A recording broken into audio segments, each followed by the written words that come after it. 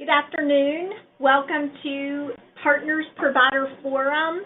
It's December 10th, 2019. I'm Beth Lackey. I'm the Provider Network Director, and we are going to go ahead and get started.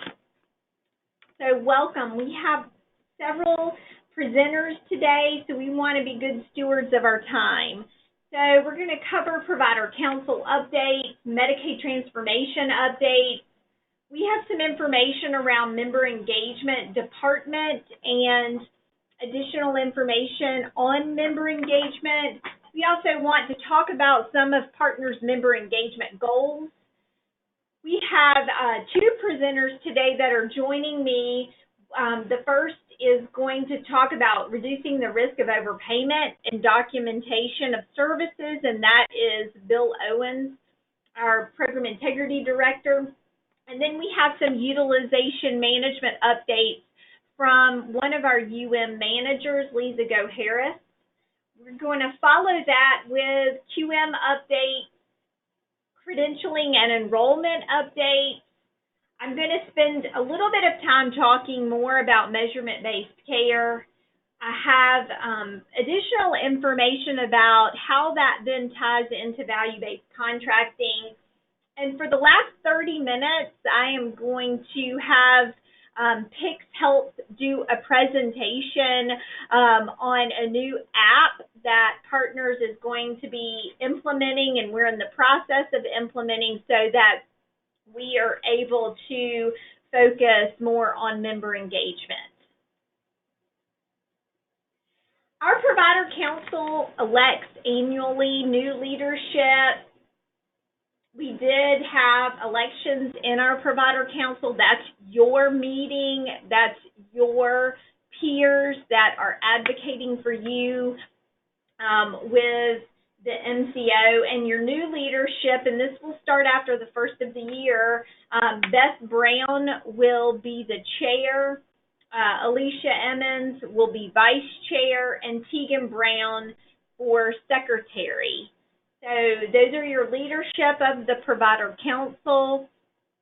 There are also voting members of the Provider Council. This is a very active group. They meet monthly in an open meeting, with the exception of this month, December, and in the month of July. And they meet at 9:30 in Hickory on the fourth Friday of each month. The first portion of that meeting is for the Provider Council to discuss any number of topics, and then about an hour to an hour and a half in, partner staff are invited into that meeting to hear any concerns, any follow-up, etc. The next meeting will occur January 23rd at 9:30 a.m. Again, this is your meeting, and the MCO is then invited to attend that meeting. Next, we have our Medicaid transformation updates. We have several links included in the presentation, and if you all have been aware that Medicaid transformation for North Carolina has been suspended for the time being. They will continue to operate under the current fee-for-service model that's administered by the department. Nothing will change for Medicaid beneficiaries. They will continue to get their health services as they do today. Behavioral health services was on a different trajectory as it relates to tailored plan, and that will continue to be provided. Those services and enhanced benefits will continue to be provided by the LME MCOs, and all health providers enrolled in Medicaid are still part of the program and continue to bill through NC Tracks.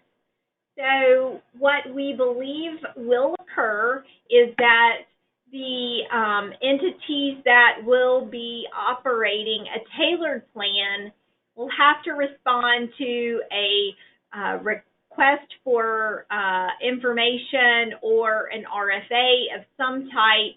We believe that will continue to move forward in this, even in this period of suspension. We anticipate that we will receive that information sometime after the first of the year, most likely February, and that we will have that moving forward towards tailored plan while the state budget issues are being resolved in order to move forward with the larger North Carolina Medicaid transformation.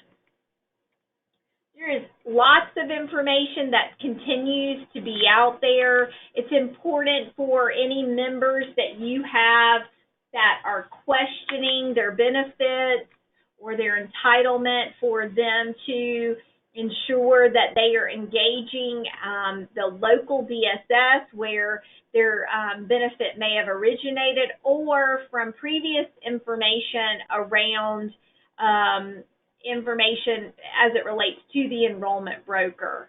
We want to make sure that everyone's benefit remains intact and that they have opportunities to call to request any additional information. A couple of other updates that I did want to mention. Community Support Team Permanent Supportive Housing is a new service. It's building off of the old CST service, but adding permanent supportive housing. Partners issued a registration of interest for that. I did want to make sure that there are additional training opportunities in this slide deck, which will be posted after the webinar, but they are quickly coming up, so I wanted to get it in front of any providers that operate Community Support Team Permanent Supportive Housing, that there are some additional training that looks at, for an example, this one next Tuesday from 12 to 3. It is a 3-hour webinar that talks about the basics of psychiatric rehabilitation and functional assessment. The next slide has an additional opportunity, which is Introduction to Profile of Participation, and that will occur next Wednesday. This is geared also towards ACT, CST, TMS providers, and it is a free webinar to introduce participants to Profile of Participation, to look at a client's functional independence, and how they participate in activities of daily living. We did include the registration in this slide deck. If you need additional information and you are an ACT Community Support Team or Tenancy Management Service provider, that you can register for these training webinar opportunities. Some updates regarding Member Engagement Department. We have a new department at Partners entitled Member Engagement. The intent of this department is to make sure that the focus is on our members, that they are a resource to support members, families, information, advocacy information, and we also have an annual mailing that occurred November 18th. You may get questions from your members about this letter, and there is an email and a phone number listed here. And also, we have newly created a member portal available for members to register so that they're able to access information, they're able to take some screenings now, be able to see their plan and additional information, as well as message care teams in the future. So we've rolled that out and wanted to be able to share that information. The staff in our Member Engagement Department are dedicated to building strong partnerships throughout the Partners internal department, as well as with the providers, our partners at DHHS, any stakeholders external to us, disability-specific advocacy groups, so that we are able to continue to have resources and advocacy needs being addressed at our member level throughout our partners' membership. Some additional information about our mailings. We had an annual member letter mailed in November, as I mentioned. We have website screening tool assistance. We do have, as I indicated, the member portal. If someone needs assistance with that, staff and member engagement can assist, looking at advocacy, navigating the system, any client rights and policy support. If you have questions about CFAC or other MCO committees, any help with it, psychiatric advance directives, those are some of the many functions of our member engagement department. So here's some important contact information. You may contact in a number of ways. There are departmental information directly here with phone numbers. Also, member questions at partnersbhm.org is also an option. Allison Crotty is our director, and her direct contact information. We have Beth Brooks, who is serving our northern region, Iredell, Yadkin, and Surrey. We are recruiting for our central region, but that will be made up of Rutherford, Burke, and Catawba. And then our southern region, Lindsay Green, is the contact for moving forward in our southern region.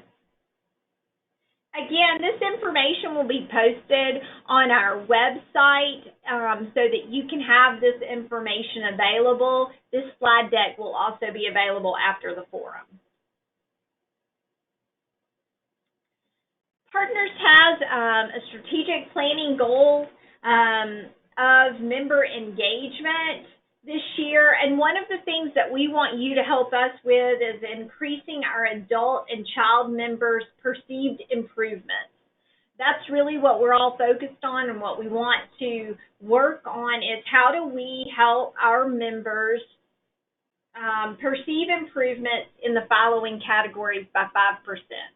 Their ability to deal with their problems, to deal with social situations, their ability to accomplish things, their ability to deal with their symptoms or problems on a daily basis. This is important because these are areas that are measured through a standardized assessment tool, through the ECHO survey. It can be, some of the members can question, why am I getting this survey? What is this about? So this is an opportunity for you all in your engagement with the members and the clients that you're serving, that you are seeing, how do they perceive improvement?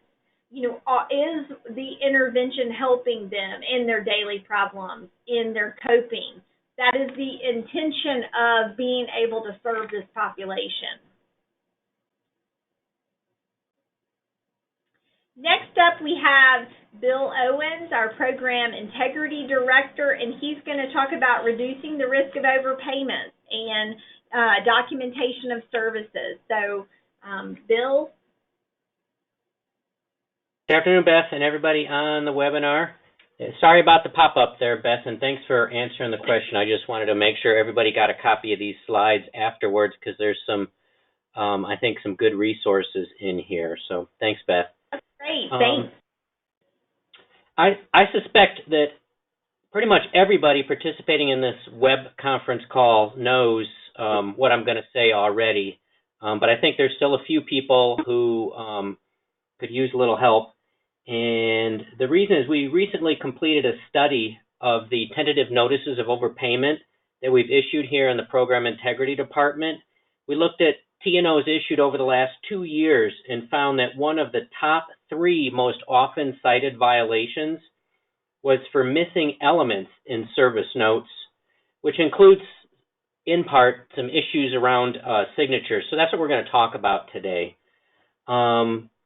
So we put together this training to help our providers understand how to find the rules that they must follow in order to render healthcare service to our members, and what is to be included in a service note, and some requirements around signatures on service notes. Next slide. Because we work in the healthcare industry and people's lives could be at stake if care is not administered properly, as you can imagine, there's a lot of rules, laws, and regulations that surround the work we do. Those robust laws, rules, and regulations, also known as regulatory compliance, that surround the healthcare are there to ensure that our providers meet the minimum standards of care when delivering treatment, and can demonstrate through their documentation that they met those standards. Healthcare regulatory compliance is also designed to help mitigate fraud, waste, and financial abuse. The financial component to healthcare compliance is designed to ensure payment is made for services only when a provider can demonstrate they've met the minimum standards of care, and to ensure the availability of funds for future generations. Now, fraud and abuse not only can contribute to unnecessary spending in publicly funded healthcare programs, Johns Hopkins has also found that receiving care from a provider found to have engaged in fraud and financial abuse could be dangerous to your longevity. It conducted a 3-year study suggesting that receiving medical care from a provider who's engaged in fraud, waste, and abuse may be associated with significantly higher rates of mortality and emergency hospitalizations. So with that said, this is a general list of the laws, rules, and regulations that I'll provide you with references for as we move through this presentation. Next slide, please. All right. First up here on the list is the state plan, which is essentially the agreement between the U.S. Department of Health and Human Services and the state of North Carolina. It lays out how North Carolina is going to administer the Medicaid funds it receives and includes many requirements providers must follow. Some of those requirements are incorporated into North Carolina General Statutes and North Carolina Administrative Code, which is the state's regulatory framework. Next slide, please. North Carolina Department of Health and Human Services has also issued clinical coverage policies that govern the prerequisites for administering care, administration of care, and documentation around the care. And on each of these slides, there's links to these resources here. Next slide, please. This slide here is for those who haven't seen the long list of clinical coverage policies. These are just the clinical coverage policies for mental health, IDD, and substance use. Next slide, please. There are also service definitions that the state has issued, and these are typically for services funded not necessarily by Medicaid, but by state dollars. Next slide, and there's, again, a link to those. Next slide, please. Partners has a great resource for providers operating in our catchment area, which is the Provider Knowledge Base. On that page is information about training, links to tools for the providers, and MCO published service definitions, among other things. And you can see I've just got a call out there, so you can see where on the web page are the service definitions that Partners has published. Another important resource that's available on the knowledge base is the Provider Operations Manual. It has listings of some of the same information found in this presentation and many others. In the slide, I didn't put a call out for it because I forgot, sorry. But if you look in the top right-hand corner of the web page, you'll find a link to the Provider Operations Manual. It's under Quick New. Next slide, please. The state has also issued manuals that help providers in various aspects of delivering and documenting services. The one we frequently reference is the Records and Documentation Manual, commonly referred to as APSM 45-2. Next slide, please. Now, the way services are documented, i.e. service notes or grids, varies from service to service. So I'm just going to use an example here for mental health outpatient treatment, which is found in Clinical Coverage Policy 8C. There's almost an exact layover of the same requirements found in APSM 45-2. So I've got the two policy documents right next to each other in these slides, in these tables. In Chapter 7 of Clinical Coverage Policy 8C, and interestingly enough, also in the current version of APSM 45-2, also in Chapter 7, it states that every page in the member's record must contain the member's name, their service record number, and the member's Medicaid identification number if it's a Medicaid patient. Next slide, please. The service note or progress note for each treatment must also include the date of service, the name of the service provided. So, for example, outpatient therapy individual. It's also a good idea to put the CPT code on there too. You're also supposed to list out the type of contact, such as face-to-face, phone call, or collateral. Non-face-to-face services are not covered and not reimbursable. Services provided in accordance with Clinical Coverage Policy 1H, which is the telemedicine and telepsychiatry, are considered face-to-face, but you should refer to that clinical coverage policy before billing on that, make sure it's covered. You're also supposed to list out the purpose of the contact, which should be tied to specific goals in the member's plan. There should be a description of the treatment or interventions performed during the service. The treatment and interventions must include active engagement of the beneficiary and relate to goals and strategies outlined on the beneficiary's plan. You're supposed to also have listed the effectiveness of the interventions and the member's response or progress towards the goals.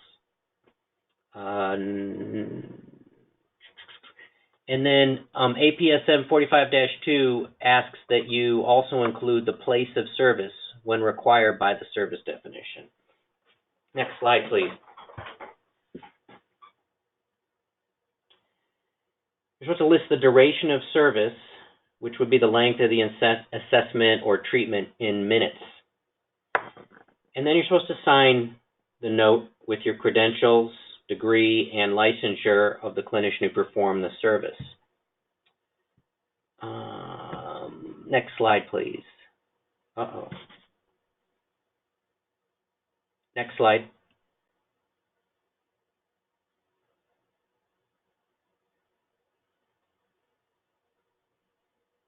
I didn't know I put those fancy things in there. I think there's like 2 more bullets, Beth. Thank you. And with regard to signatures, a handwritten note requires a handwritten signature. However, the credentials, degree, and licensure may be typed, printed, or stamped. And if you're using paper records, then the signature must be handwritten. The date should appear next to the signature. The signature is not valid unless there's a date next to it. And the date should be, the date that you put on the note should be the date that the signature was applied to the note, i.e. when you signed the note. There's a lot of additional information on how signatures are supposed to be recorded on both written paper records and electronic records in APSM 45-2. I'm just going to make a couple quick comments here about electronic signatures, because that's kind of where we're all headed at this point. But this is not presentation on electronic record keeping at all. That's much more in-depth. But I'll just say electronic signatures are treated the same as handwritten in that if a date is required, then it must appear next to the signature. So I'm going to give you guys a quick pro tip. And this is based on things that we've seen. So if you prepare your notes using Microsoft Word, your signature using a script font is not considered an electronic signature. Also, notes typed in Microsoft Word should be printed after they're typed and then signed and dated, just like handwritten notes. So for example, if you have like 2 weeks worth of notes on like 1 or 2 typewritten pages in Microsoft Word, you shouldn't save up those notes and then sign them all at once, because some of those notes could very well end up being late by the time you sign them. And it's not acceptable to bill late signed notes. So if you're going to do something in Microsoft Word, make sure you've got all the required elements, print it out right after you're done, sign and date it right there. Electronic signatures must also be under the sole control of the person who uses it.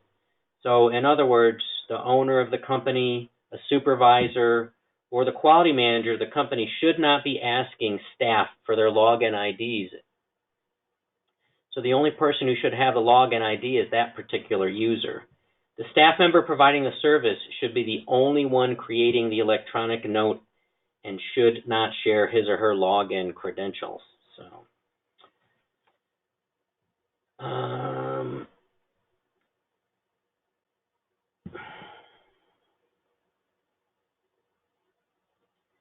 Next slide, please. So the reason for all of the references at the beginning is to ensure that you all can stay abreast of all the requirements that are required to deliver the services that we provide for our members in this catchment area. And they're constantly updated, as I'm sure you guys know. So it's really important to take some time out of everyone's busy schedule, go through them all, and make sure they stay up to date on changes. And Partners does a great job putting out alerts and things like that. It just have to make sure people take some time out of their busy schedules to go through them all. Next slide, please. And then this is, at the bottom there is my contact information if y'all have any questions. And there's also a phone number and website link to our alert line to report allegations of fraud or financial abuse or any other concerns that y'all might have. That's all I got. Thank you, Beth. Thank you, Bill. Next up, we have Lisa Go-Harris, and Lisa is going to do our utilization management update. Hello, good afternoon, everybody. For today's webinar, I just actually have a total of 5 updates. We will have 3 updates on adult services, and 1 on child service, and 2 on acute services. So we will start with adult services. IPS SE, individual placement and support, IPS supported employment, it's under the state benefit plan. The service code is YP630 with 2 modifiers, DJ for DOJ members and BC for benefits counseling. There is a pass-through of 64 units or 16 hours per fiscal year. Notification SAR is required, but no clinical information needed. The initial request is up to 688 units per month for 180 days. Provider needs to submit a PCP with employment plan or just an employment plan. For concurrent request is up to 8,256 units per 12 months. Submit an updated PCP and or employment plan. Next slide, please. The second adult service is Medicaid peer support services. A clinical coverage policy 8G.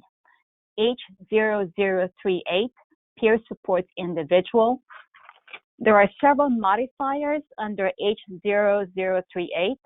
We have DJ for peer supports individual, DOJ members, HK for peer supports individual timely follow-up, HQ for peer support group, HQDJ for peer support group DOJ members. We have 64 unmanaged units per fiscal year. No authorization required for the unmanaged 64 units. Also, notification SAR is not required. For anything over 64 units, provider needs to submit a service authorization request. For the initial request is up to 270 units per 90 days. Submit a CCA, a PCP, and a comprehensive crisis plan. Note that service order is required on or before the first date of service. Concurrent request is up to 270 units per 90 days. Submit an updated PCP. Because of the change from unmanaged B3 peer support to Medicaid managed PSS, partners will allow retroactive service authorization requests for dates of service back to 7/1/2019. However, we ask that providers submit the request for retro service authorization request by 12/15/19. Next slide, please.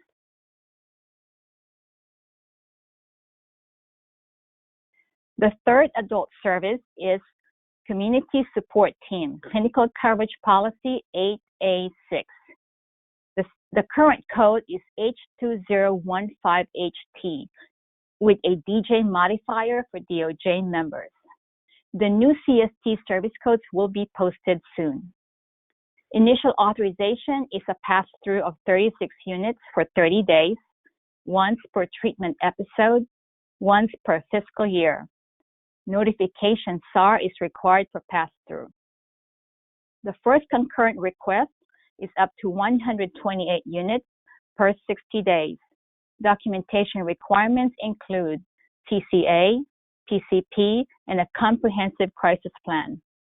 Service order is required and is due on or before the first date of service. Second concurrent request is up to 192 units per 90 days. Documentation requirements include updated PCP, new CCA, or a CCA addendum if request exceeds 6 months per calendar year. The new CCA and CCA addendum can now be completed by any licensed clinician on the team. As always, a clinician must sign, credential, and date the CCA. Note that, as mentioned by Beth, that Partners has posted a registration of interest for providers who want to deliver the new NC Medicaid Community Support Team Permanent Supportive Housing Services. Authorization units for housing needs will be posted soon along with the new CST codes. For state CST, providers may now submit a SAR for continued service beyond 6 months. However, we will need documentation to support medical necessity for continued stay. Next slide, please.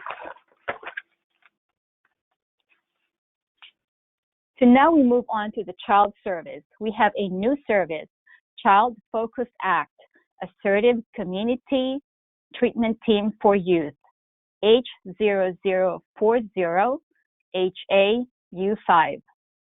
This service is for adolescents ages 12 to 18 years old. This is for adolescents with severe symptoms who may be recommended for psychiatric residential treatment facility or PRTF, but may likely benefit from the enhanced team approach and 24/7 crisis interventions. Child Act is a standalone service and other services are excluded. Documentation requirements: CCA, PCP, Comprehensive Crisis Plan, and service order signed by MD, DO, PhD, PsyD, PA, or NP. Authorization is 1 unit per week. Initial and/or concurrent request is up to 12 units for 3 months. Maximum of 24 units per rolling calendar year. Next slide, please. Now we move on to acute services. This is actually a rebranding of the team's name previously called inpatient team. Acute services include inpatient services, facility-based crisis, and partial hospitalization. Acute services team is available daily, Monday through Sunday, from 8 a.m. to 7 p.m. Providers may now submit a manual service authorization request or SAR by email or by fax if access to electronic systems such as Alpha is not possible. Next slide, please. Speaking of the manual SAR, Partners UM has revised the manual service authorization request form and instructions for use. This information is located on the Partners Provider website under UM. We have also included a link for your easy access to this form. Next slide, please.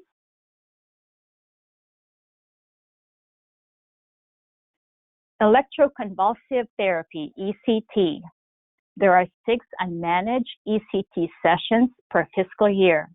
This is outpatient and inpatient combined, a total of 6 unmanaged visits. Notification SAR is required for unmanaged 6 visits. Authorization is required after the unmanaged visits, before the 7th session. The electroconvulsive therapy or ECT continuation form is required and needs to be submitted with your service authorization request. Next slide, please. So this is the last slide, and it provides important contact information for various UM teams. Please note that there are specific work group team numbers as needed for each team, and also several fax core numbers for each team. Next slide. And that is the end of our presentation. Thank you and happy holidays to all. Thanks, Beth. Thanks, Lisa. All right, next up, I'm going to go through our quality management update. A couple of things that we wanted to talk about was our quality management department continues to do the monthly CNDS validation. They also provide monthly provider webinars. So if you have staff that manage your NCTOPS process and need to engage with those monthly webinars, then that is an option and a resource. We also have our quarterly NCTOPS. We are reviewing and removing users so that we have the most accurate and up-to-date information in those users that may no longer need to have access to the system, and removing those users. We also, a couple of things that I did want to mention before I get into the quarterly reports for NCTOPS is that the NCTOPS data plays a role in providers who receive mental health substance use block grant dollars from partners. That is a part of an annual audit that the state performs on partners for how we are spending those funds, and NCTOPS is a critical component of that. So we are going to continue to look at NCTOPS, and our QM department is going to be pulling random samples for those who are receiving block grant funds to look at it from a compliance perspective in order to ensure that we are able to show progress in that annual audit with the state. That is part of our plan of correction that we wrote with the state of an intervention that we would engage in over this year. So I'm going to go right into our quarterly NCTOPS summary information. So this information takes you, and again, remember there's a lag in this information, but it gives you a summary January to March 2019 of those provider sites that submitted NCTOPS and were compliant with the 90% submission standard.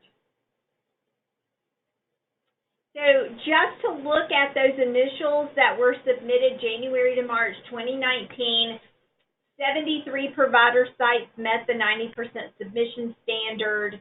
You can see that a lot of providers, majority, made 100% submission on the score, and that providers are doing a really good job with these submissions. And this gives you the breakdown of those sites. And then, there are some sites that didn't have any requirements for updates. Our quarterly snapshot report lets you see the information that we're looking at in the outcomes section of NCTOPS, which is our episode completion. And just as a reminder, those episode completions, in order to count, have to be either in person or telephonic. And so one of the goals that we're looking at is decreasing symptoms. That ties in with the goal that I mentioned earlier as far as member engagement. Our goal is 60% based on NCTOPS information. And then improving the quality of life, goal is 50%. And we do continue to exceed in those areas based on NCTOPS highlights since March of 2018. And we wanted to focus an increase of in-person and telephonic episode completions, and we continue to fall below our goal of 65%, except for one area in that first quarter, January to September, of adolescent substance use did hit at 72.7%, and then April to June, adolescent SA was 75%. So that helped us bump up. And so we're inching forward in that, so we appreciate providers attending to ensuring that the episode completions are being completed in NCTOPS. Some of the ranking for barriers still, and I know you all will be not surprised by this, is transportation continues to be a barrier to treatment, scheduling, some members' SA symptoms are a barrier, family issues, treatment engagement, or mental health symptoms.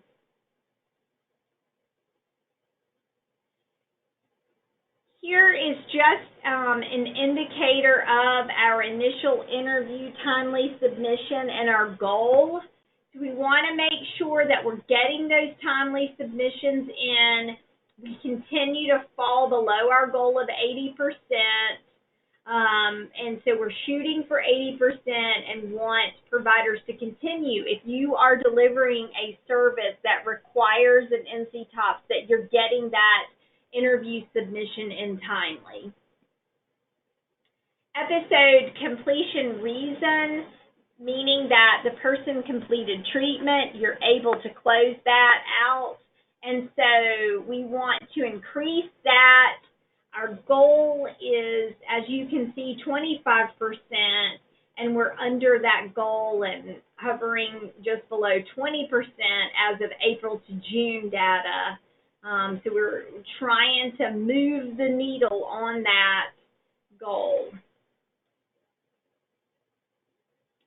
So a couple of highlights are that our initial interview timely submission for quarter 4 decreased in April, increased in May, and then in June dipped back down. And so we really want to focus on getting that back towards that 80% and not be reducing that or falling below that. We did decrease from 22 to 20% for our episode completion reasons. So we want members completing treatment. We want NCTOPS indicating the completion of treatment so that you all are getting credit for those outcomes. We want to increase the in-person and telephonic episode completion method. That did decrease from 38 to 37%. And then we increased from 50 to 54% as far as services helpful with symptoms, being very helpful. Next up, I'm going to do some credentialing updates today for you all, and then enrollment updates. Just a reminder, I know you all have seen this information before. CAQH, all clinicians must ensure that their CAQH information is up to date. A couple of notes in this information is that if a provider discloses information in Section C of CAQH, that professional information, you must give a detailed information on that supplemental form. Short or vague answers could result in a delay or denial of your credentialing application, and we don't want that. We want to process those applications. There will be state releases will be available in CAQH once the credentialing staff add the clinician to that CAQH partners roster. And then the state release can be found in the document section in CAQH, and you need to sign, date, and upload that back into CAQH. Re-credentialing notice. We are sending out re-credentialing notices at 6 months and 90 days prior to the expiration of that credentialing for each provider. That's inclusive of associated clinicians, licensed independent practitioners, and agencies. So it's important for you all to note that the notice to the associated clinicians and LIPs goes to the last email address on file for that clinician or LIP. The notice for agency re-credentialing goes to agency credentialing primary contact via email, as well as the CEO via certified mail. So we need for you to ensure that you are making sure that you're attending to these notices, that that you're getting that re-credentialing information in, and we have posted then the expiration of credentialing for each provider, inclusive of, again, associated clinicians, LIPs, and agencies, on our website, and gets updated monthly.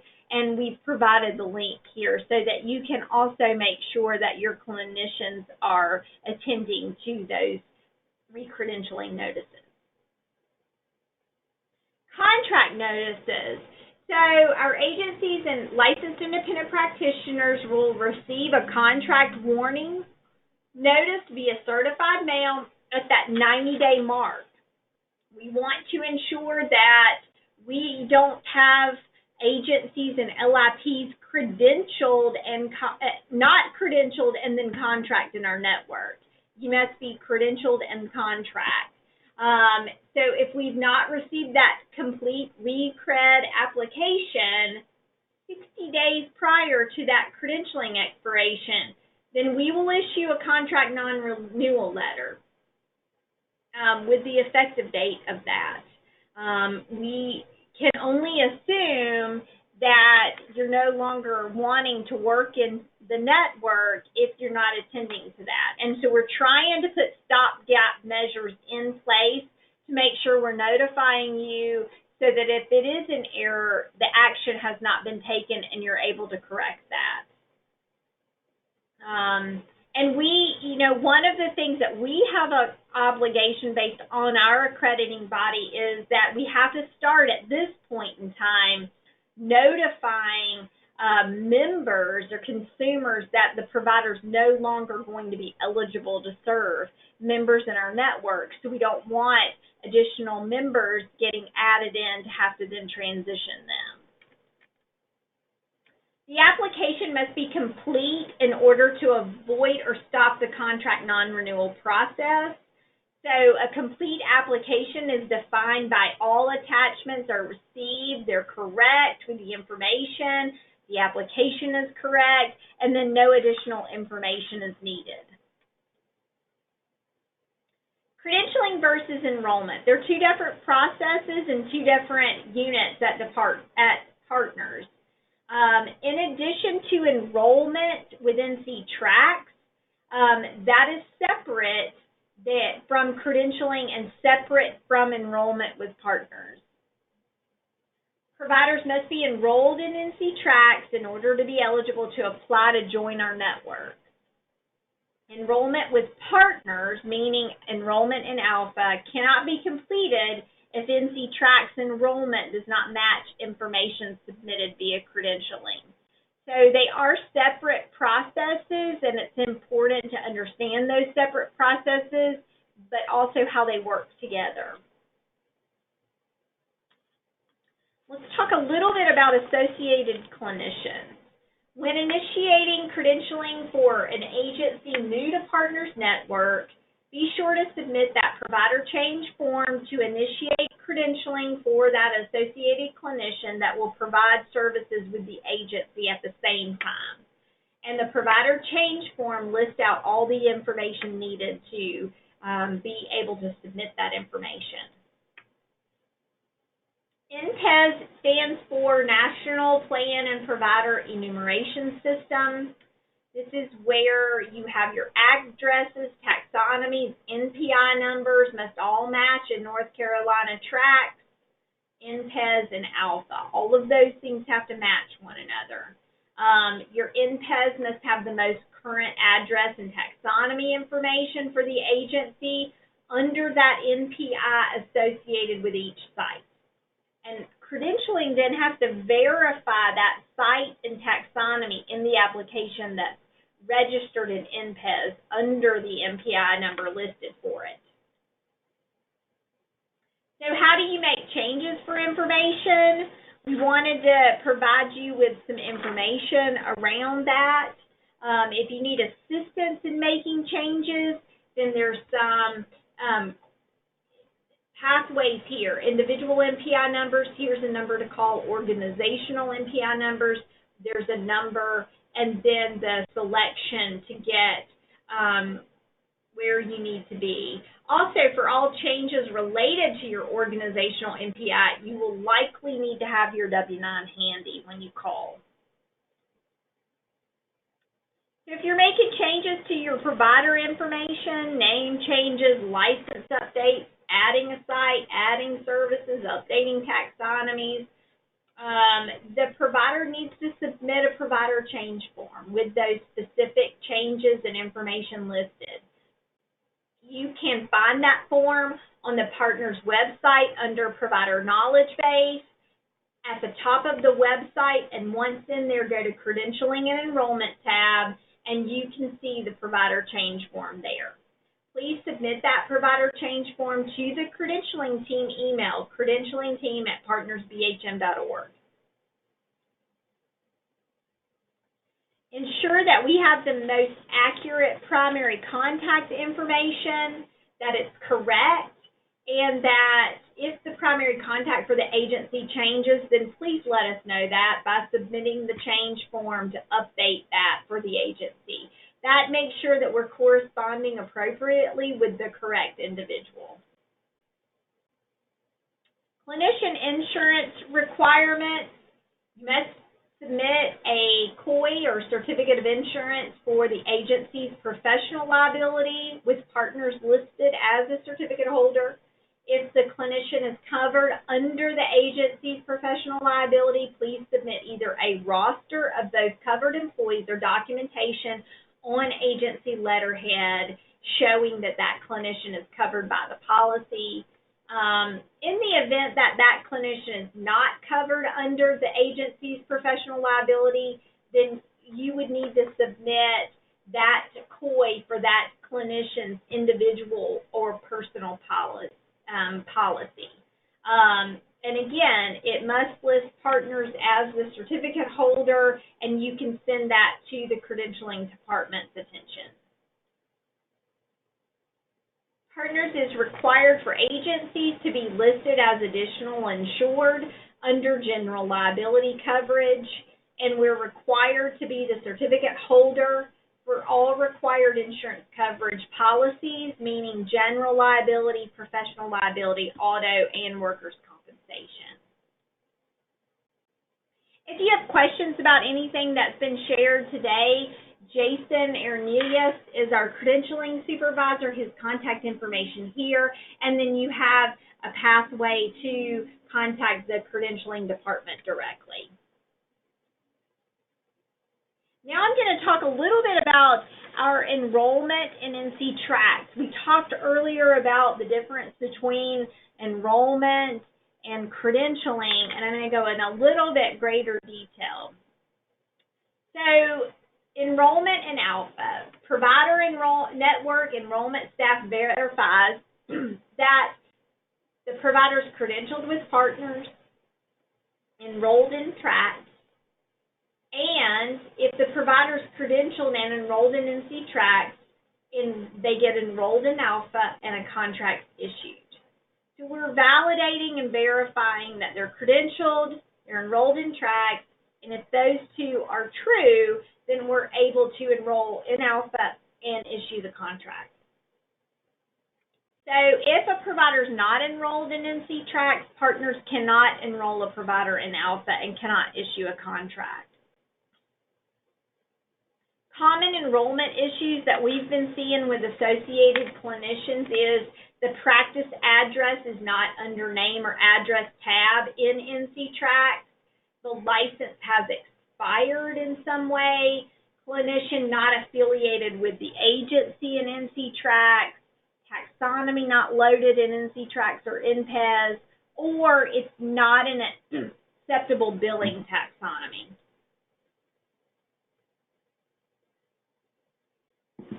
One of the things that the enrollment staff cannot do is they can't make changes in Alpha until the changes can be verified in Tracks.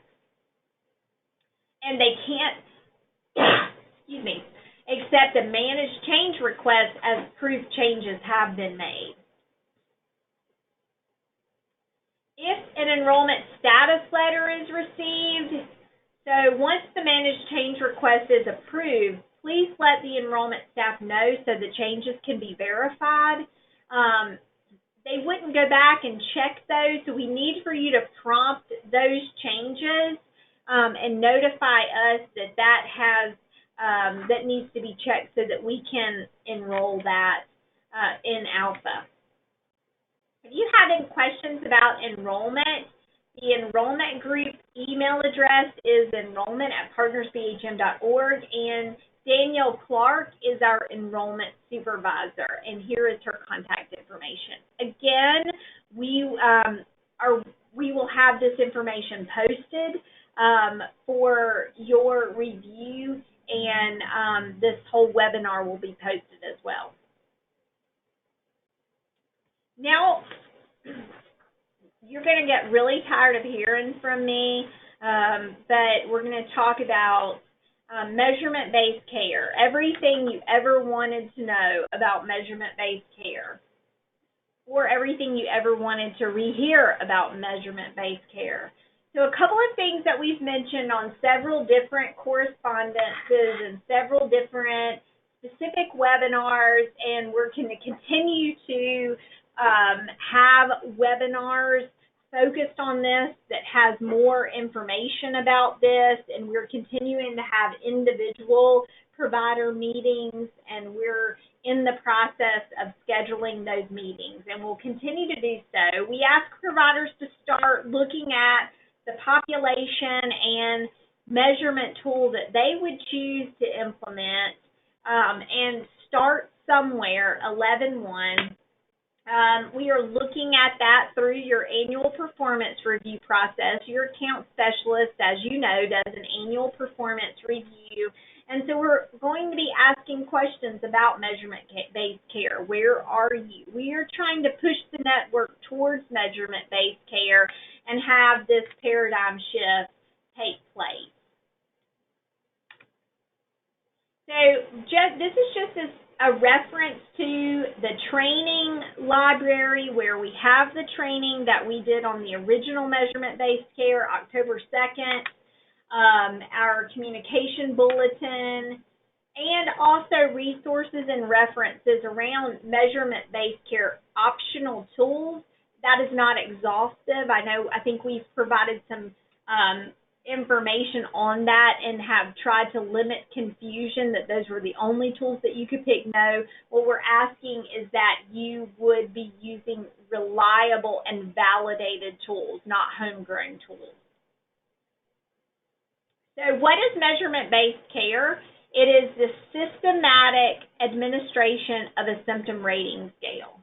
It's looking at then that rating scale, but then taking that additional step of how do we huddle about this and how do we have a registry in our operational component to treat our members and patients differently. It's not a substitute for your clinical judgment, and it uses those results to drive clinical decision making at the consumer level, and then helps you get past that clinical inertia hump. Its consumer rated scales are equivalent to clinician rating scales, and I've given you the source for that.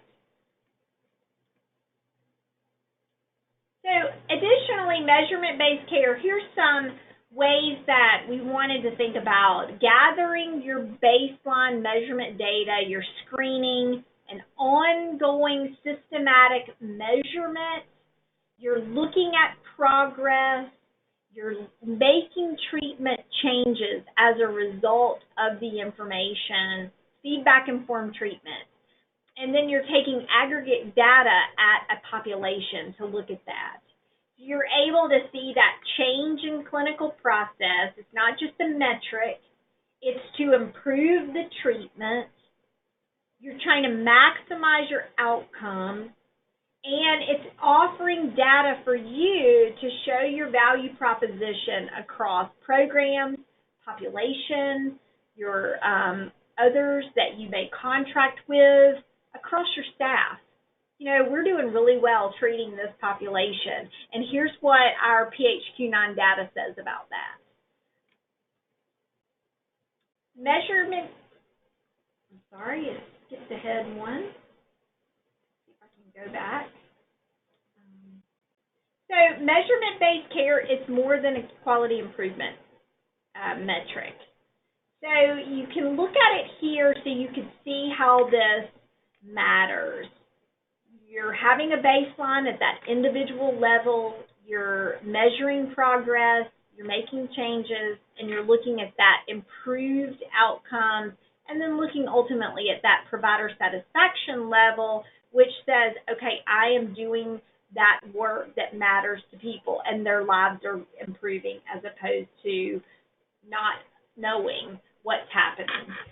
Population measurement, then you're able to roll it up into taking all that aggregate data and look at what are the symptom challenges that we have, what are the number of sessions that we seem to have with this population for major depressive disorder. We seem to be able to do well and see outcomes in 15 sessions when we're looking at the data in aggregate as a population metric. When you're looking at how do I maybe look at additional program changes that I need to make, and then additional training of staff. And then rolling that, again, improved outcomes and potentially an enhanced payment. And as a payor, I'm able to look at a quality measure for a provider organization that, for an example, 50% reduction of symptoms on average for this population. Do we then look at data that says this is a population that's real challenging and we need some additional innovation around this? How do I look at paying for quality as opposed to fee-for-service? And then ultimately, we're all looking towards improved outcomes and responsible payment. So we look at the individual level, we've got improved outcomes and provider satisfaction, really building off that quadruple aim model. Looking at, from a population standpoint, improved outcomes and, pay me because I do a good job with this population, MCO. And then from a payor standpoint, improved outcomes, and then I'm showing that I'm responsibly being a good steward of those public dollars. So in thinking about that network level performance measures, kind of flip this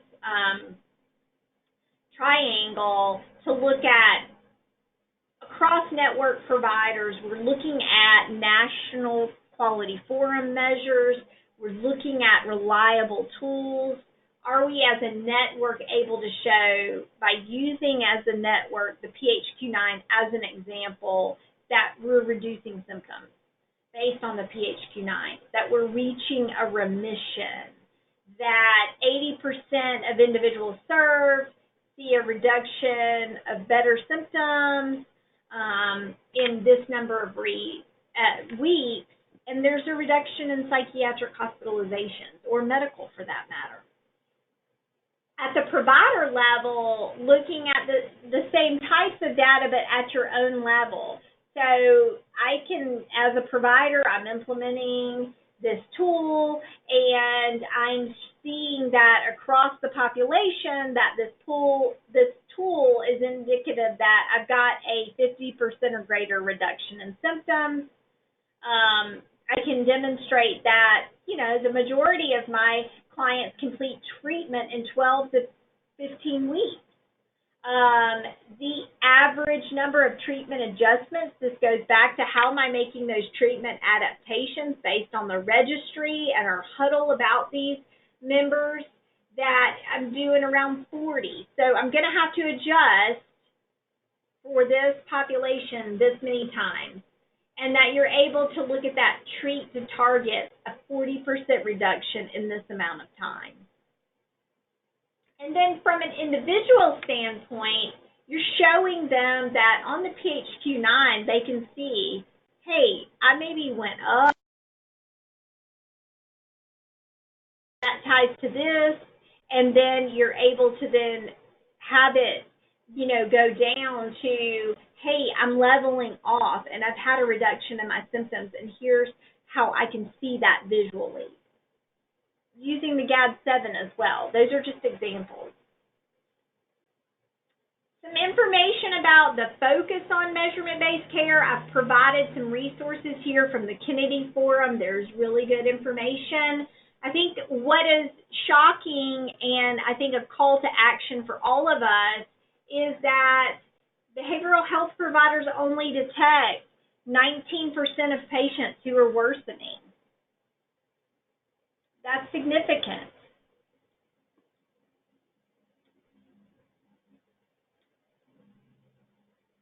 So when we talked about measurement-based care, I wanted to have you have this master slide deck for September and June, and then our past provider forum webinars so that you had that information.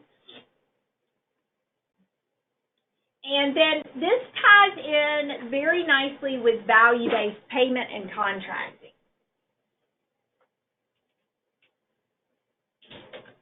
I want to spend a little bit of time talking about value-based payment and contracting. And a couple of things that I wanted to share is that as we look at the standard plan information, as we look at some of the ways we are going to be responsible for a value-based payment program, value-based contracting, is that the department is encouraging an accelerated adoption of value-based payment arrangements. This is going on nationally. It's looking at how do you align with quality strategy and related measures, HEDIS measures, those type of metrics, so that you are able to align your financial incentives with accountability, and that you're looking at the total cost of care and overall health outcomes. So as part of the standard plans coming online, this is going to be something that the standard plans are focused on. It's also going to be something that we anticipate in operating a tailored plan. We will also have the same accelerated adoption as well. You can see in a national trend that we have from 2008 to 2018, there were a few in 2008. 2018, you can see that most states are in some way focusing on this in some form or fashion. So it's really two sides of the same coin, right? Value-based contracting is a way that you have accountability, and it's also the metric around really looking at how do we drive both accountability and how do we get value, and mostly how do our members get better and benefit from that. So providers are used to this fee-for-service environment, and really fee-for-service is really fend for yourself. Value-based payments and value-based contracting creates accountability in the service system. So if you had an example of a very stressful or painful time in your life in any number of areas that you've got to work within a system, engage from an education, knowledge, resources standpoint. Now think about that engagement with a single mother, working multiple jobs, having multiple children, and fee-for-service is just a setup for failure. It pays the provider and really punishes the member in a way that it's just a setup. Patients don't come in, providers don't get paid, so members can't come in because of their work schedule. It is a vicious cycle. So what is fundamentally value-based payment? It is fundamentally a population health tool. So really focused on what are the populations that we're targeting, what network provider behavior will drive the outcomes that you want, and how can value-based payment be structured to incent the necessary delivery of the system and what you want to gain from it. So it's also a word that's thrown around quite often, and people are always trying to figure out what does that mean.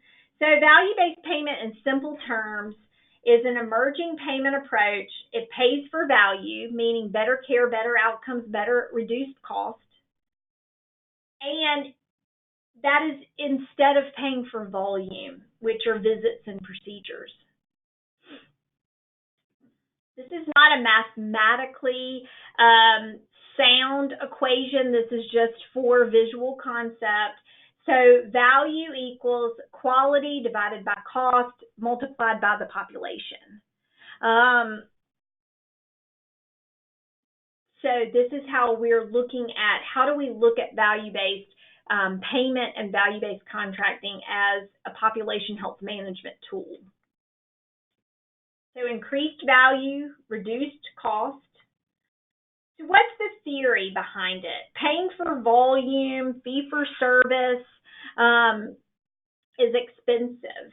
And it's a focus on illness, not on health.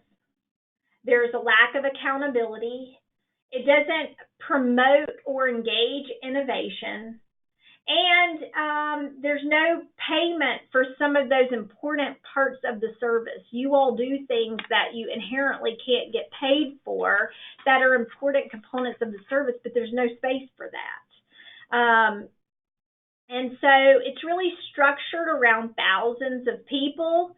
But if you were to think of value-based contracting in the way of a 56-year-old homeless man, presents to the ED, has Partners Medicaid, emergency department presentation. He's complaining of a sore shoulder. ER doctor has an incentive in the current system to send said 56-year-old man for an MRI.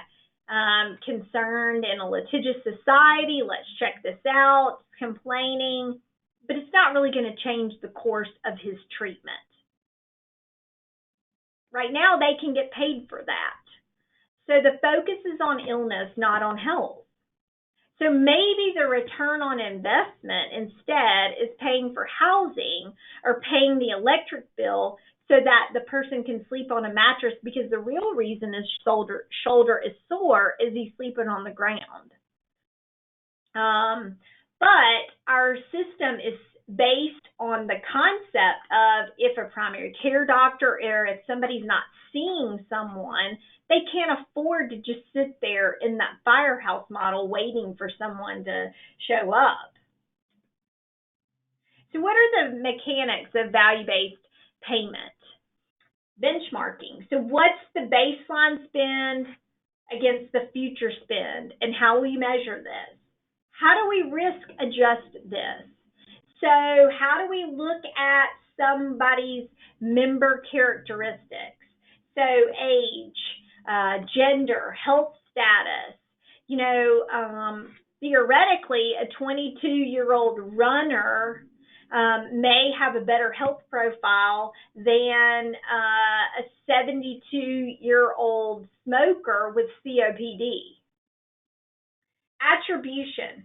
So how and to whom is the care and well-being of the consumer assigned? So are we assigning this patient under provider X's responsibility to care for them for all their needs being met?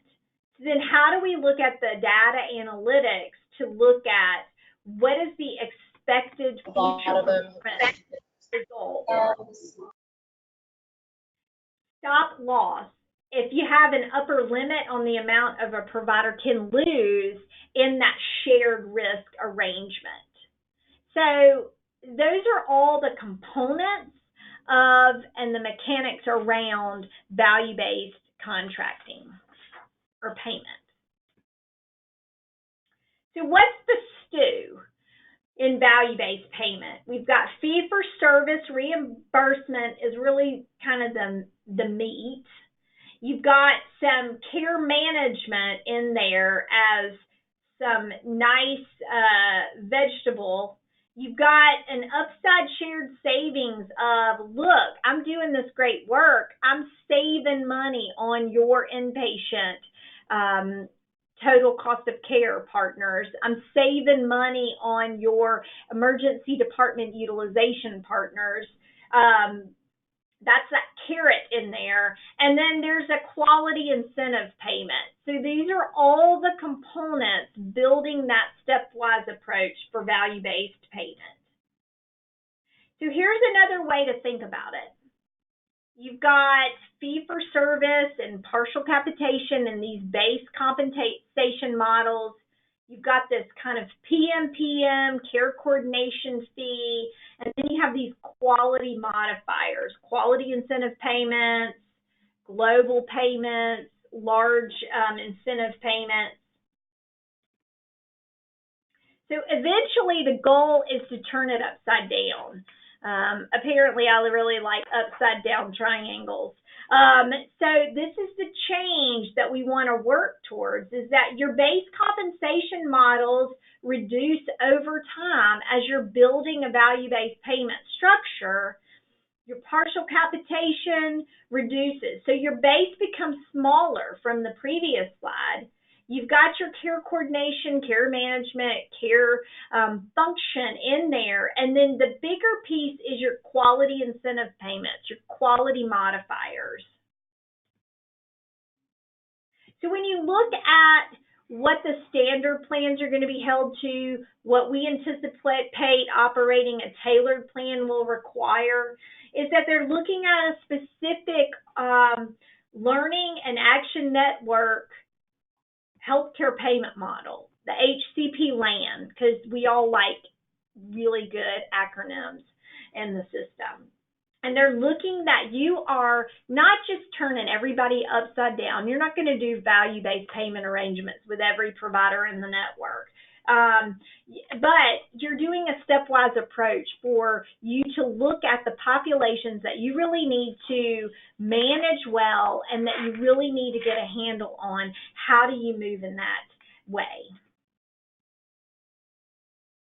And that you're looking at that sophisticated infrastructure and data analytics capability to be able to have an iterative process with the providers, to be able to really look at how are we measuring quality, what are the metrics that we're using, what are the goals that we are aligning with, and then how do we build that value-based payment in a way that incentivizes quality and members are improving in their outcomes as a result.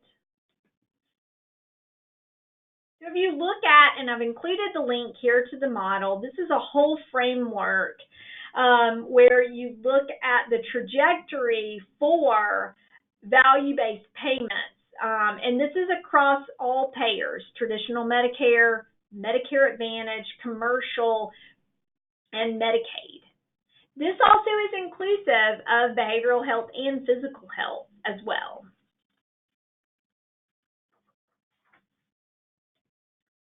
This is the framework with which the state is referring to so that you have a knowledge base and a resource on what they are beginning to talk about when you're in presentations with the state, that this is what they're looking at, standard plans and eventually tailored plans migrating payments to category 2 through 4.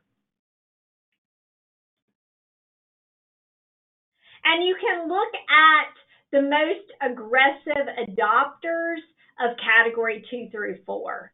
So it's really your, you can look at Medicare fee-for-service has really been pushing value-based payment. You can see they have a very low threshold of category 1, which is that fee-for-service. And then they are moving providers into categories 2, 3, and 4, which is moving them up the progression.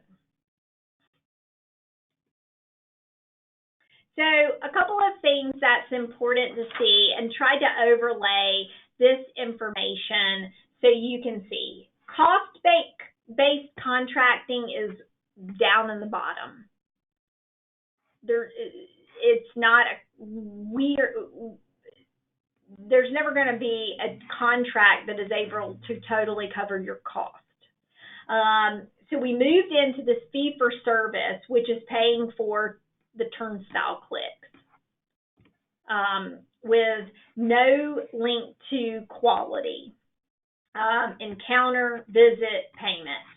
And then you see it is a staircase and stepwise approach. So incentive payments, pay for performance. And you can see this is a category 2. So it is a stepwise approach to move providers in the direction of those shared incentives and alignment. So if you think about, for an example, category 3B, I'll pick on category 3B because this is a good example. If you have ever had a knee replacement, or somebody's had a knee replacement as an example in your family.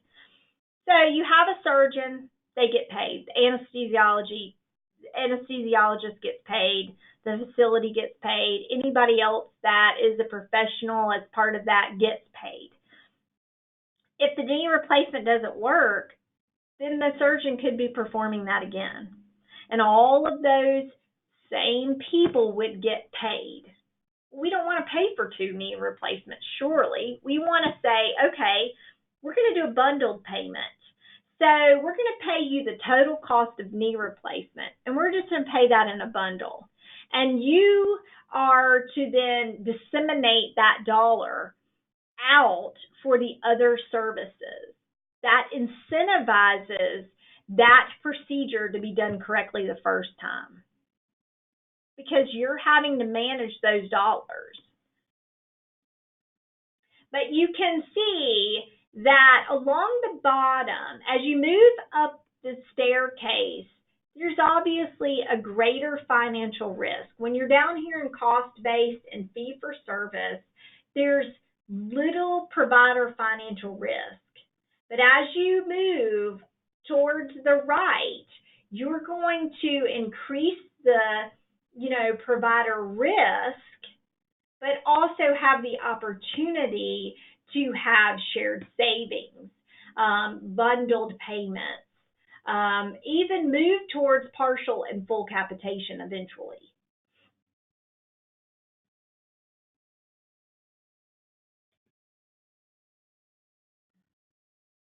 So I appreciate your attention today. I appreciate your time. And we are that was just the beginning stages of our conversation around value-based contracting. I didn't want to share that information with you today. I also wanted to share with you that we are going to be having Pix Health that is going to share about some exciting member engagement products that Partners implementing. So as always, if you have questions about any of the information or content provided today, please send those to questions@partnersbhm.org. And I am going to be able to share the next screen so that I am able to hand this off. And we're going to see if I can do this on the fly and make sure that I can share it. And I'm going to change our presenter to Allison Crotty. And she is going to be in helping Pix Health do their presentation.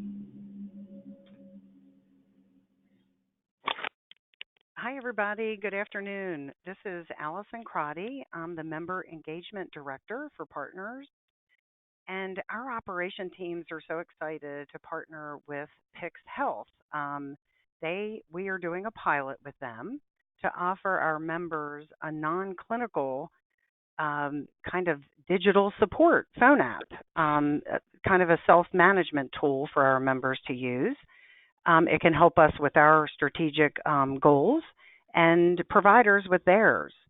So we're starting to engage members as of today. We've done internal training, and we want to help members as they utilize hospital-level services, crisis services, and also look at some members who would just benefit from it.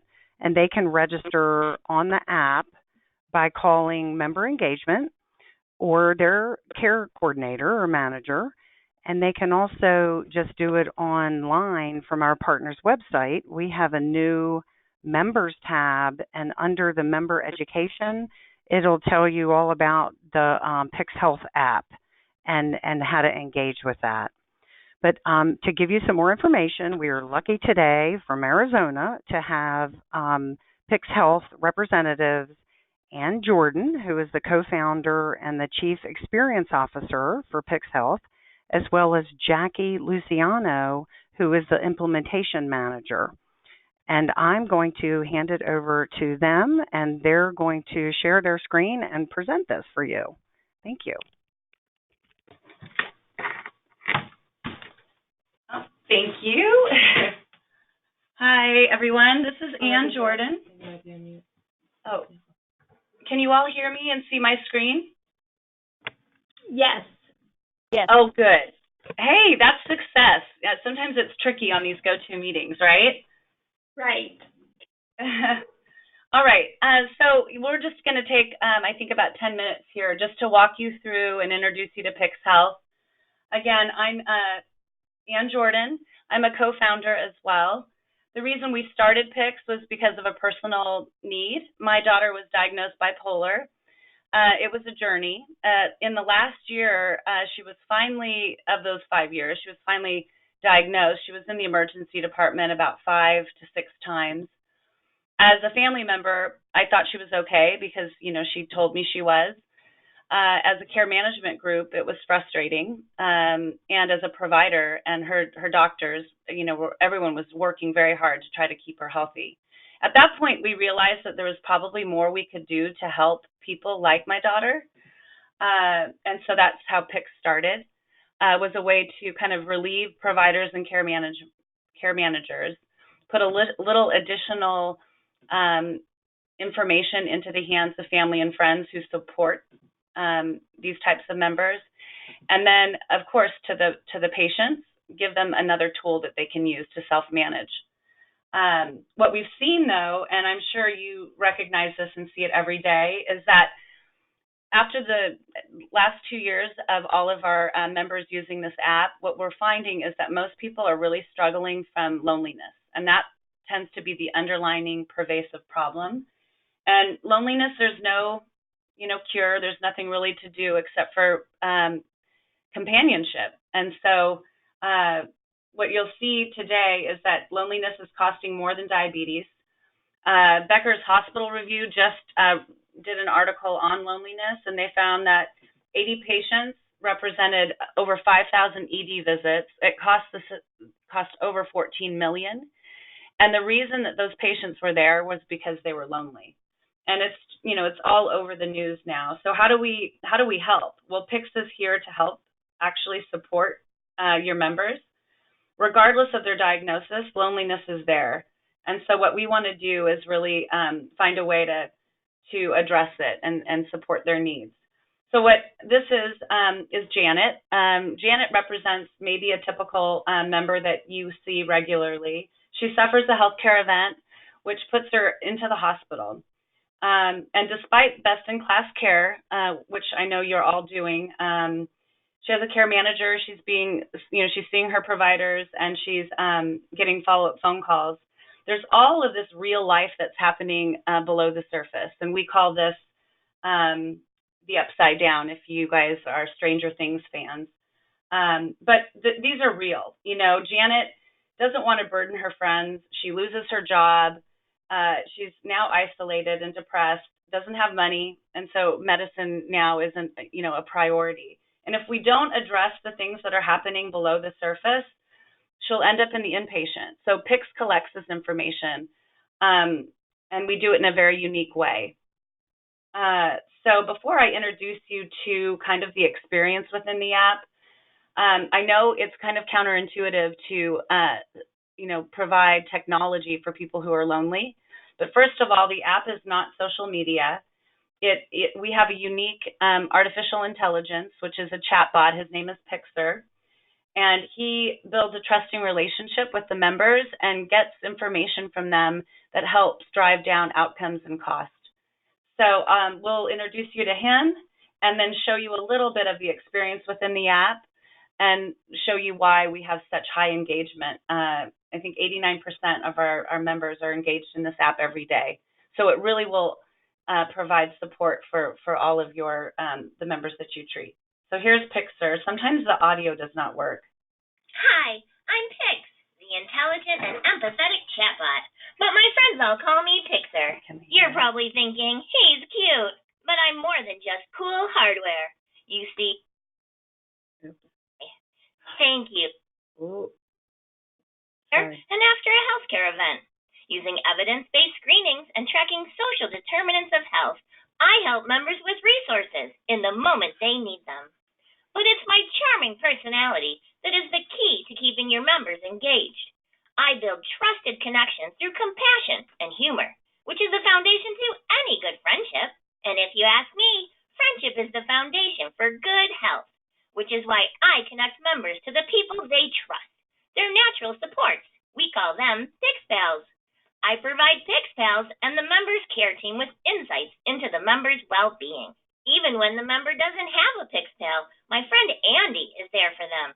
Andy makes sure the member has critical necessities when they are the most vulnerable, helping them with things like food, medicine, and most of all, companionship. My goal is to alleviate any extra burden on the healthcare team by working with members when they're at risk and helping them to achieve prolonged self-management. Well, that's enough about me. It's great to meet you today. Thank you from the bottom of my heart drive. I hope you were able to hear that. I put it up to the speaker. Were you able to catch some of that? We were, and the audience is muted, but I could hear it perfectly. Okay, great. All right, so I'll just touch on this, like the methodology. How do we get people to use this app, and how are we targeting them? And I'll speak specifically to the pilot, but we have intentional delivery. We really focus on members when they need it. We build trust through the engagement of Pixter, the chatbot, and then we pair that artificial intelligence with a human. So at any point they can reach out and talk to somebody, and in urgent situations we reach out and contact them. So as far as the pilot is concerned, we're looking at the member population that is transitioning in and out of possibly an inpatient stay, emergency department, and I think that's most of the population. And what we're going to be doing is outreach phone calls, and we'll show you a little bit about our success there. We build trust daily within the app. The more the member uses the app, the more engaged they become, and the more they build this trusting relationship, and really go to the app for help. And then we're going to make sure we're managing screenings and looking at the overall bottom line and health of the member, and reach out to them if they look like they're declining in any way, and sharing that, of course, with Access to Care and the Partners Group. So I will let Jackie show you a little bit more about the app as I'm kind of clicking through here. This, again, I should have probably done, but this is just showing you the success rate. When we get somebody on the phone, when we're calling them in a transition of care, we have a 72% success rate having them download the app over the phone with us. In person, it's much easier and faster, but okay, so here's Jackie.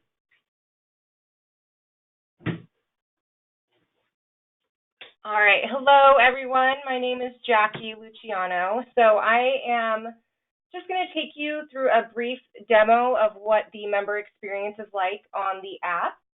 So when the member first opens the app, one of the first things that they'll see is their own personalized dashboard. So it gives them, we always incorporate levity into the app to just kind of establish rapport.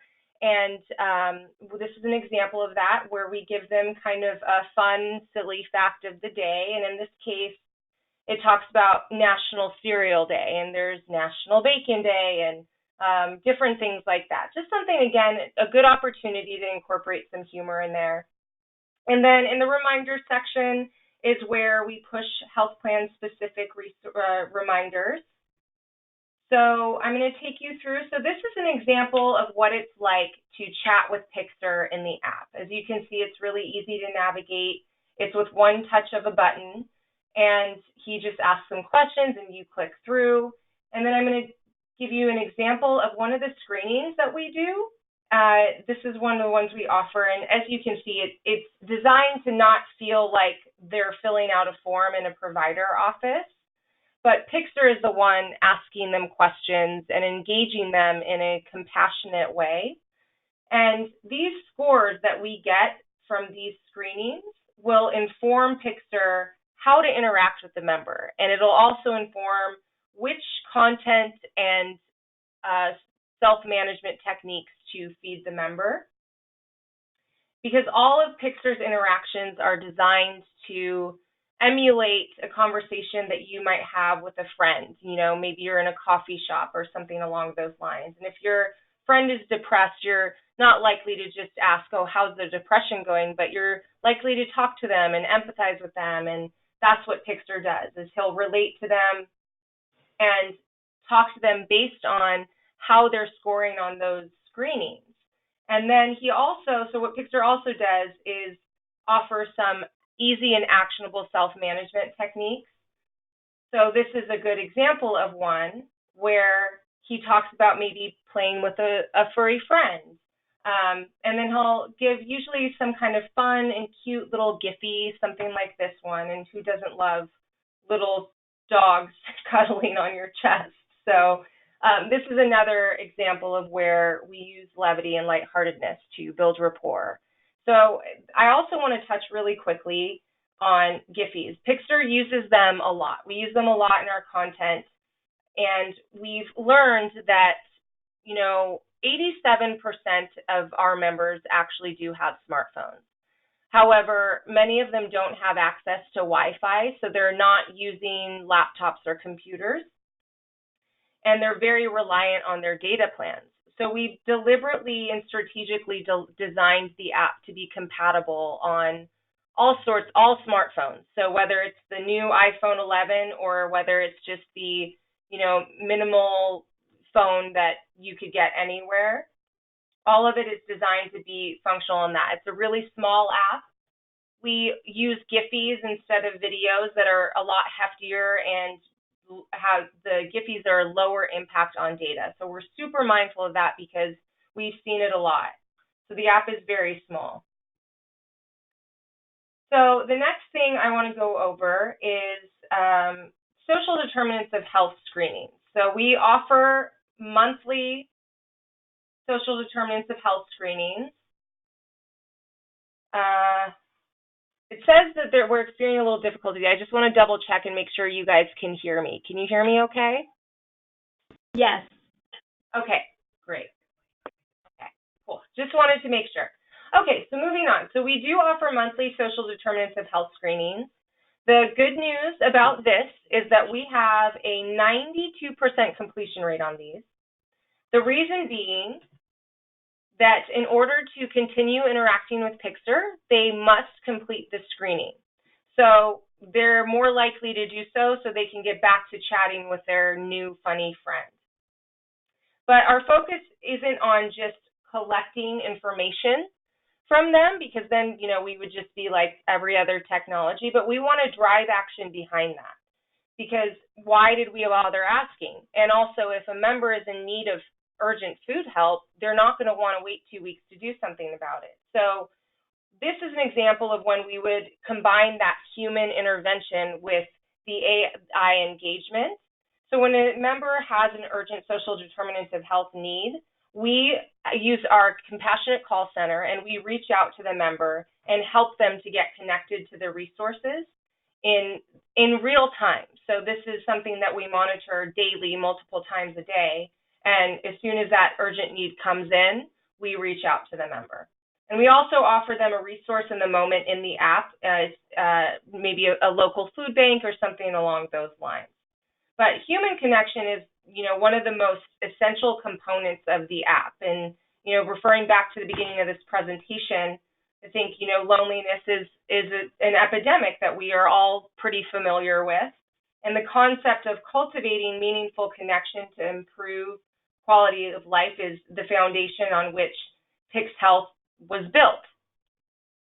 So I just want to touch on the results behind it, because the goal, as we've talked about, is to improve health and to improve outcomes. But if you're not going back to the member to see how these tools are improving their lives, you're not going to ever achieve those goals. So these are just a few self-reported results that we've collected from some of our members for you guys. And I think the important ones that I'm going to point out is, not only are our engagement numbers telling us that people are loving this and that there's trust, but 89% of members said that when they need help, they'll actually go to the Pix Health app.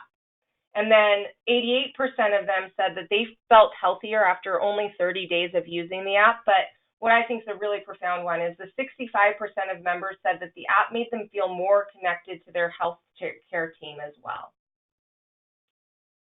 Okay, and so that concludes the demo, and I think we have maybe a few minutes to answer any questions that might come up. We have the opportunity for providers to submit questions to us through partnersbhm.org and questions at partnersbhm.org, and we can get any questions to Allison, after the webinar, if that works for you all. Yeah, that sounds great. Thank you. Yeah, we'll answer it. No problem. Okay. Well, thank you so much for your presentation today. We appreciate you going through that, and Partners is really excited to launch this, and then we can engage and connect providers that want to know more on behalf of their members to this. So thank you so much for sharing. Thank you so much. We really appreciate the time. All right, that concludes our December Provider Forum webinar. Again, if you have questions about the presentation or any of the content, if you could send those to questions@partnersbhm.org. We will get any questions to Pix Health that you may have, or additional opportunities that we may have to push information out in that way. You will get a survey asking for your feedback on content for the forums today after we close the webinar. So if you would take time to make sure that we're building the type of content that you want to see quarterly in these presentations, so that we can continue to build our resource library. So thank you all, and I hope you all have a great holiday. Thanks for your attention.